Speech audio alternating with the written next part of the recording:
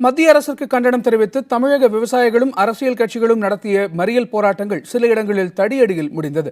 தடையை மீறி ரயிலை மறிக்க முற்பட்டதால் பல இடங்களில் வாக்குவாதமும் தள்ளுமுள்ளும் ஏற்பட்டன.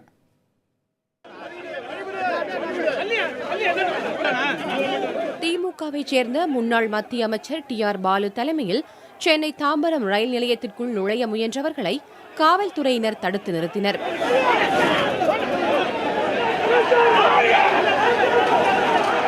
தடுப்புகளை தாண்டி ரயில் நிலையத்திற்குள் போராட்டக்காரர்கள் நுழைய முயன்றதால் இருதரப்பினரிடையே தள்ளுமுள்ளு ஏற்பட்டது.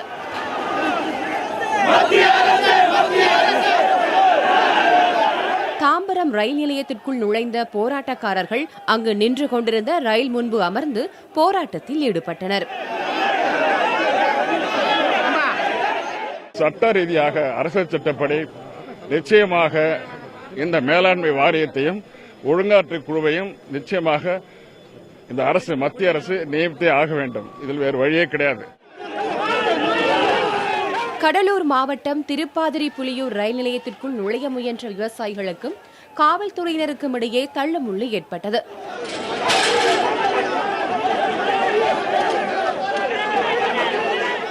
போராட்டக்காரர்களை காவல்துறையினர் தடியடி நடத்தி கலைத்தனர்.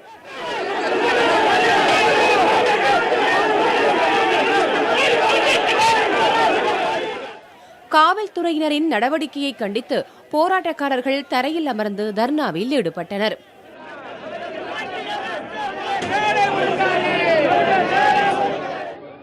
மதுரையில் தடுப்புகளை மீறி போராட்டக்காரர்கள் ரயில் நிலையத்திற்குள் நுழைய முயன்ற போது காவல்துறையினர் இருவர் கீழே தள்ளப்பட்டனர். அதனைத் தொடர்ந்து காவல்துறையினர் தடியடி நடத்தி போராட்டக்காரர்களை கலைத்தனர். அதில் ஒருவர் காயமடைந்தார்.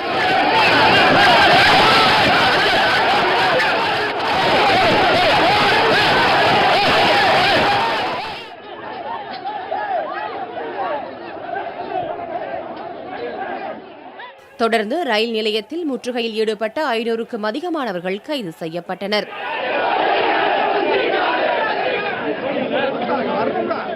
இதையும் வன்மையாக கண்டிக்கிறோம். இது ஒரு அறப்போராட்டம்.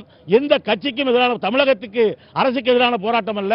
மத்திய அரசுக்கு எதிரான போராட்டத்தை, தமிழக மக்களினுடைய ஒன்றுபட்ட போராட்டத்தை காவல்துறை இத்தகைய அணுகுமுறையை வன்மையாக கண்டிக்கிறோம். கோவை ரயில் நிலையத்தில் முன்னெச்சரிக்கையாக காவல்துறையினர் தடுப்புகளை ஏற்படுத்தியிருந்தனர்.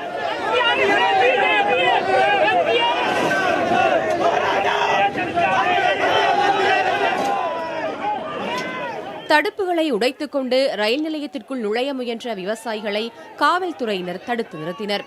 இதனால் விவசாயிகள் சாலை மறியலில் ஈடுபட்டனர். புதிய தலைமுறைக்காக செய்தியாளர் குழு.